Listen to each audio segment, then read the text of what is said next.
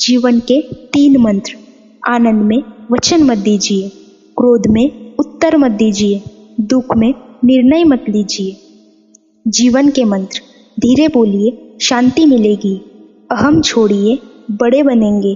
भक्ति कीजिए, मुक्ति मिलेगी। विचार कीजिए, ज्ञान मिलेगा। सेवा कीजिए, शक्ति मिलेगी।